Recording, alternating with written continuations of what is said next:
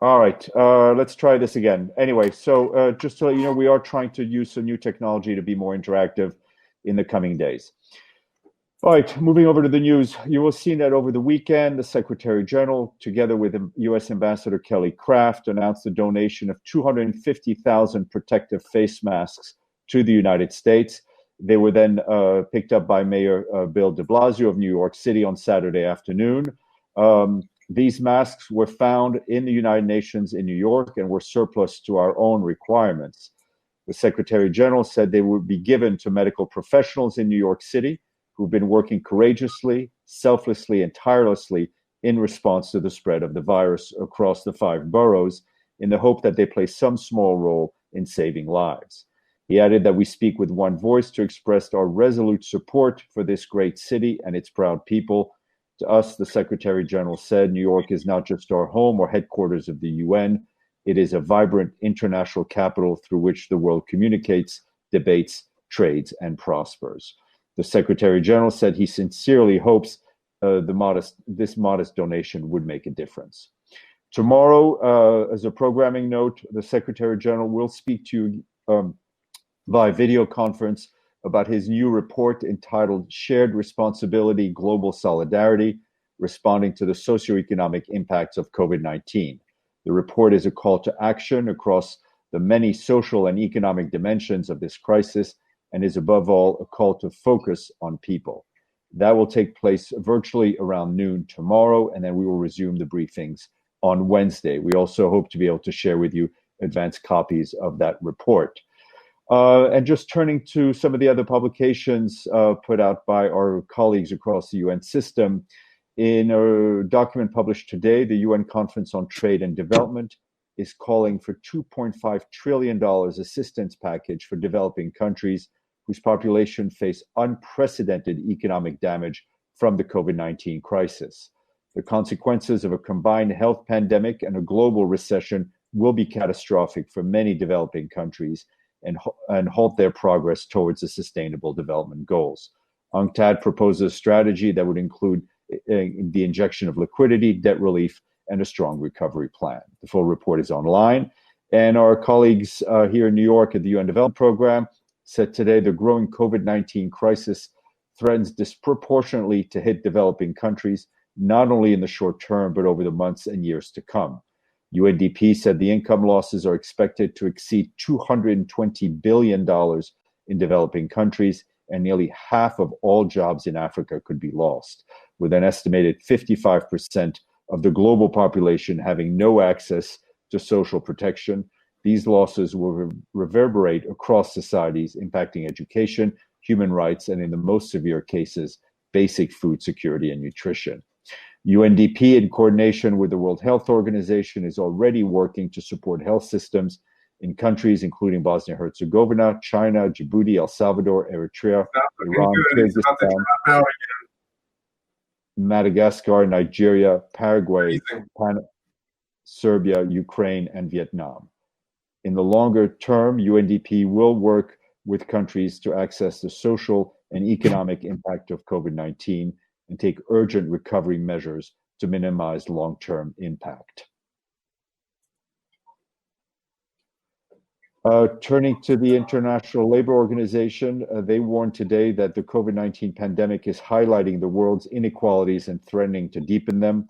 Some groups, such as migrant workers and workers in the informal economy, are particularly affected by the economic consequences of the virus, and women are especially exposed. Across the 2 billion workers are in informal, across the world, 2 billion workers are in informal employment. ILO emphasized that policy responses must ensure that support reaches the workers and enterprises who need it most, including low-wage workers, the self-employed, and many other vulnerable people. And the Special Representative of Children in Armed Conflict, Virginia Gamba, issued a statement today to add her voice to the Secretary General's call for a global ceasefire. Boys and girls living in conflict zones need us more than ever, she said, adding that reducing violence is essential. Ms. Gamba paid tribute to child protection actors who continue to provide vital support and bring hope to child survivors in grave violations. She also reiterated her commitment to work with the UN system to protect children impacted by armed conflict and to prevent violations committed against them from occurring in the first place. And just a couple of notes from the field related to the virus outbreak. From Abyei, the UN peacekeeping mission, says there that it is taking steps to prevent the spread of COVID-19 and will continue to prioritize and implement its core protection of civilians mandate. The mission has suspended the travel for staff, except for critical travel to the Abyei administrative area. Cargo flights will continue to operate. The mission has also set up a COVID-19 task force to respond rapidly, including medical evacuations. It's also conducting outreach and sensitizing efforts in communities to keep people abreast of the situation. And from the Gambia, the UN team there is working to support the government's preparedness, with third case of COVID-19 have been confirmed in the country. The World Health Organization is strengthening surveillance and lab preparedness, while the resident coordinator and other UN entities are supporting the government's communications efforts to prevent a full outbreak. UNICEF is supporting with water and sanitation efforts, as well as school and community education. UNFPA is training frontline health workers, while the UN Development Program is working on the socioeconomic impacts of the virus. UNAIDS is also studying the impact of COVID on people living with HIV/AIDS.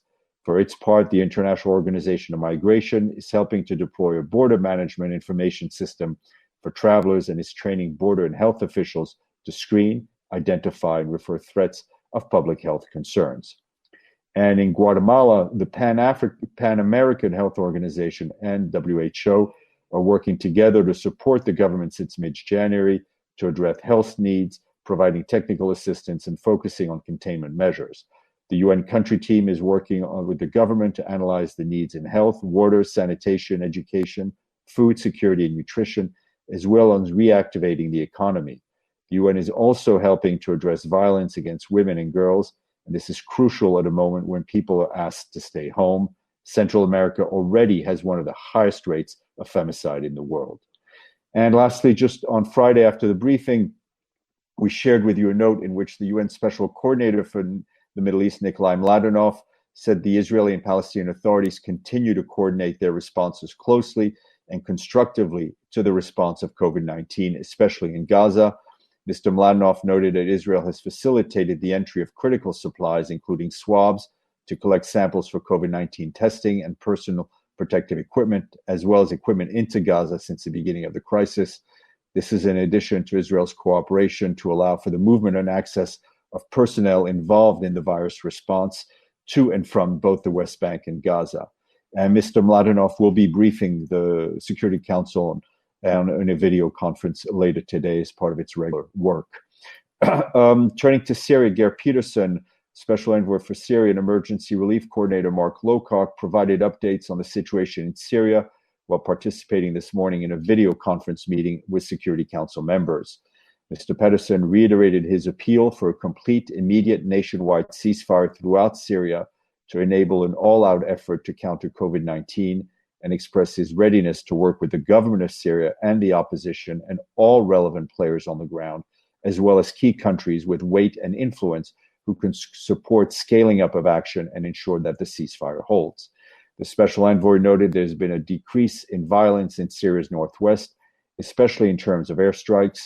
He also noted that agreements in the northeast continue broadly to hold. However, the current arrangements are not ideal for the kind of response across front lines that the COVID-19 outbreak demands. Mr. Lowcock said the Security Council members that as of this morning, 10 cases of COVID-19 had been confirmed in Syria, including one death. Judging from other places, he said this is the tip of the iceberg, with the virus having the potential to have a devastating impact on vulnerable communities across the country. He added that humanitarian needs remain enormous, with the UN data showing clear evidence of deteriorating conditions since December. Mr. Lowcock said we are seeing increased rates of stunting, a consequence of child malnutrition, from which it is rarely possible to fully recover. Almost 3 out of every 10 displaced children in northwest Syria under the age of 5 are stunted. And turning to Yemen, our Special Envoy, Martin Griffiths, said that he was alarmed by the continuation and escalation of ground and aerial activities in Yemen, particularly in around Marib Governorate and the attack against the Kingdom of Saudi Arabia. claimed by Ansar Allah. He reiterated the Secretary General's call for an immediate ceasefire and a cessation of hostilities to build a conducive environment to achieving a nationwide ceasefire. He recalled that Yemen needs its leaders to focus every minute of their time on averting and mitigating the potentially disastrous consequences of a COVID-19 outbreak. Mr. Griffiths reiterated that the indiscriminate attacks affecting civilians and civilian targets, whether inside or outside Yemen, are unlawful and reprehensible. Mr. Griffiths emphasized that the recent uptick in fighting runs counter to the stated commitment of all involved in the conflict to work on a ceasefire for their positive responses among diverse groups of Yemenis to the call the Secretary General made to end the fighting in Yemen. And I was asked about a reaction to the announcement made by the LEN ceasefire in Colombia. And I can say that the Secretary General welcomes the announcement by the National Liberation Army, LEN, of a 1-month unilateral ceasefire starting April 1st to facilitate the responses in Colombia to the outbreak of the COVID-19. He hopes that this gesture, following a global appeal for ceasefires, can bring measures of relief to communities and vulnerable groups in conflict-affected regions in Colombia and help the authorities to focus on fighting the pandemic. The Secretary General calls on other armed groups to do likewise. And as we do every year, we update you on figures of UN personnel that were killed in deliberate attacks in the line of duty. And these are numbers for 2019 given to us by the UN Staff Union Standing Committee on Security and Independence of International Civil Service. At least 27 UN personnel, and that's 23 peacekeepers and 4 civilians, were killed in deliberate attacks in the line of duty in 2019. This brings the death toll to at least 423 UN and associated personnel who were killed in deliberate attacks in the last 10 years from improvised explosive device, rocket and artillery, mortar rounds, landmines, grenades, suicide attacks, target assassinations, and armed ambush. For the 6th year in a row, in 2019, most of the attacks took place in Mali. And as you will have seen, we announced yesterday that Sudhir Rajkumar had resigned from his role as representative of the Secretary General for the investment of the assets of the UN Joint Staff Pension Fund. That's effective close of business tomorrow, March 31st. The Secretary General has accepted his resignation and thanks him for his service in managing the assets of the Joint Pension Fund. The Secretary General wishes Mr. Rajkumar the best in his future endeavors. The Director of the Finance Division of the Office of Program and Planning and Finance, Mr. Pedro Guazzo, will be appointed as the acting representative of the Secretary General, while the Secretary General launches a recruitment process to find a permanent successor to Mr. Rajkumar. Also, in terms of appointments, today we're announcing the appointment of Antonia Mari de Meo of the United States as Director of the UN Interregional Crime and Justice Research Institute, UNICRI, which is based in Italy. And the Secretary General wishes to extend his appreciation and gratitude to Bettina Tucci Bartosiotas, who will continue to serve as the acting director until Ms. de Meo assumes her position. Ms. de Meo brings to the position 20 years of experience in the rule of law and human rights, including criminal justice, crime prevention, and gender equality and migrants. She's currently Chief of the Human Rights, Transitional Justice, Rule of Law Service in the UN Support Mission in Libya and representative of the Office of the High Commissioner for Human Rights in Libya. That's it for me. I will now turn to your questions, for which I need glasses, so bear with me. All right. From ED and others, reasons. Okay. All right. Let me address the issue of Mr. Raj Kumar. He decided to leave for personal and family reasons. The Secretary General accepted his resignation. Obviously, I think it's clearly a volatile time for global markets. The Secretary General fully recognizes that this is a unique and difficult time in the financial markets, as we all know, and he thought it necessary to act quickly and decisively to appoint an interim representative. As you saw, Mr. Guaido will Guazzo, sorry, will start first thing Wednesday morning at the end of Mr. Rajkumar's tenure.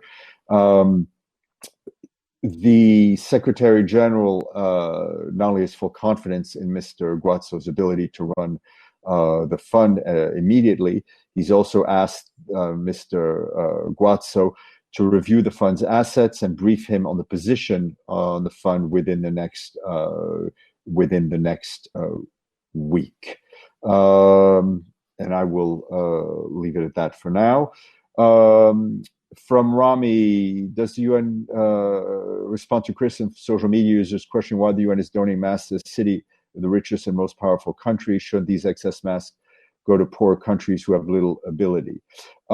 First of all, this is separate from our ongoing efforts with the World Health Organization to distribute medical kits, mass testing kits to the countries that need it the most. That has been going on for weeks and weeks now, and that will continue. So the fact that these masks were given has no impact on the UN system's ongoing efforts to support the most vulnerable countries. I highlighted a few cases here, whether it's in the Gambia or Guatemala, where we're working hand in glove with government in trying to prepare them.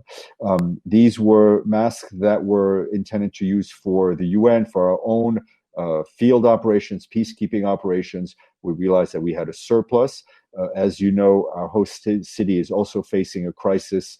It is one of the epicenters of the outbreak in the United States. It's also very important for us to be good neighbors. I think Mayor de Blasio had said the city risks running out of certain medical supplies within a week. We're also doing our best to help the community in which we, UN staff, diplomats, journalists, all live and work. But as I said, it has no impact on the UN's ongoing efforts to support the poorest and most at-risk country.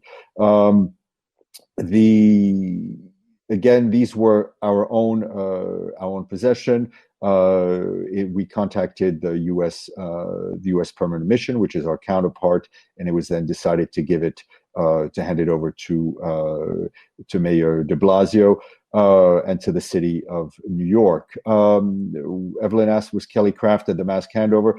I do not believe she was, but you should ask the U.S. mission who was there at the handover. We will be sharing Mr. Pedersen's statement to the Security Council.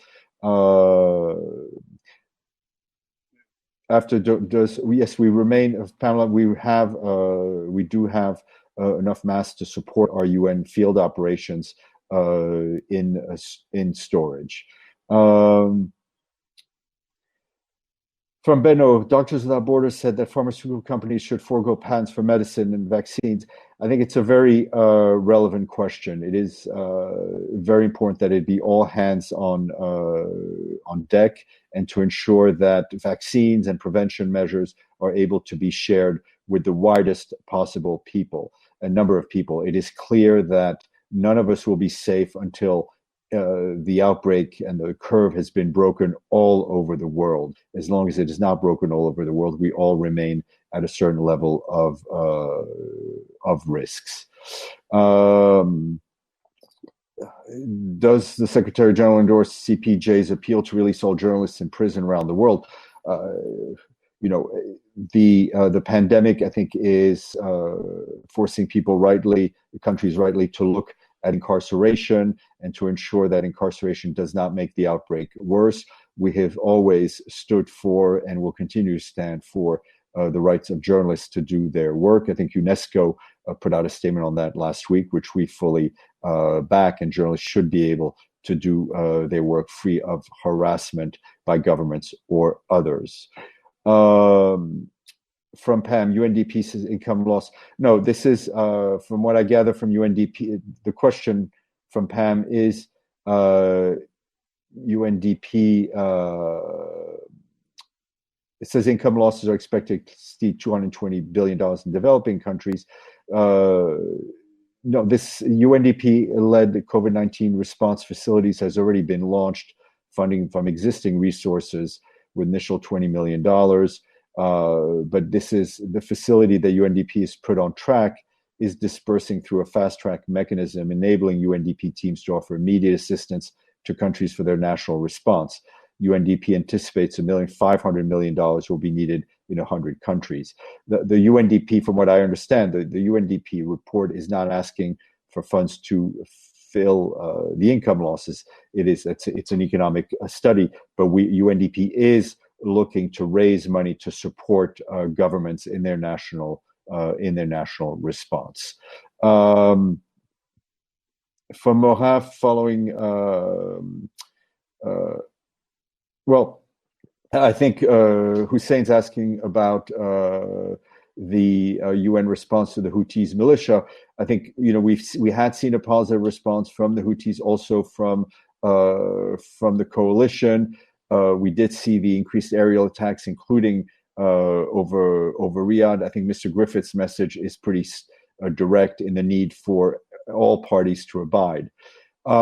How do we assess the outcome of his call for a global ceasefire? I think we're still very much looking at different places. We saw the ELN, we've seen it in the Philippines and many other places. Those are positive movements, but those in itself are not enough. And that's why our envoys locally are working with the parties. We do expect to have a broader analysis of the call for the ceasefire to be shared with you on Friday. Betul, can I give you? Yes, I should be able to give you. Hold on a second. I should have it up.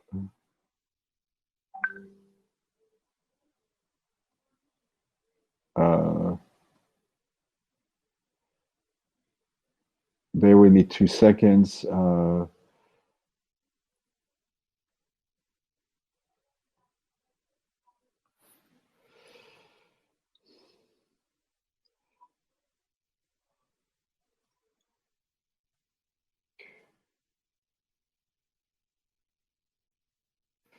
I will give you an answer in 2 seconds.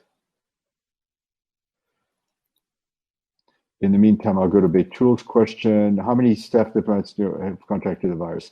Yes, I'm working on that answer for you as we speak. I don't have a breakdown on journalists and diplomats for the reason that we would encourage people to report to us, but not everyone is obliged to report to us. At this point, as of today, we have 100 confirmed cases among UN staff worldwide. I don't have a regional breakdown for this at this moment. All right. Any more questions? Going once. Sorry, Dulcie, I see you had a question, with apologies. Organizing anything else in New York, New York State, and COVID-19? No, at this point, I mean, I would say, of course, we remain in constant contact with the New York City health authorities through our medical director. We have a workforce here in New York. I think it's very important and the responsible thing to do for us to be in touch with New York all the time. The donation of masks came through the U.S. UN, and it was jointly decided that these masks would then be given to our host city, to New York City. How many UN staff have come in today? As of today, we were down to about 89 swipes coming into the building today, and that's again then down from about 11,000 on a normal day. So I think our footprint is shrinking by today, and all our staff is continuing to telecommute as much as possible. Okay, I will not see you tomorrow. We will have the Secretary General here at noon tomorrow, and thank you all. And as I said again, we're trying to upgrade our technical facilities. Dulcie is asking, we get readouts on SG calls. Secretary General is making calls to world leaders, both in in Africa, where we have peacekeeping missions and other places in order to extend our solidarity and to see how the UN can best support these countries. I do not have a detailed outbreak of how many, an update number of how many at UNHQ have tested positive. And Abdelhamid is asking a question. I'll have some water.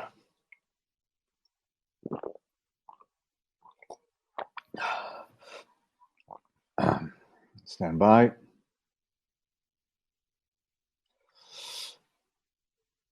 In Gaza, CSG's mind for assistance.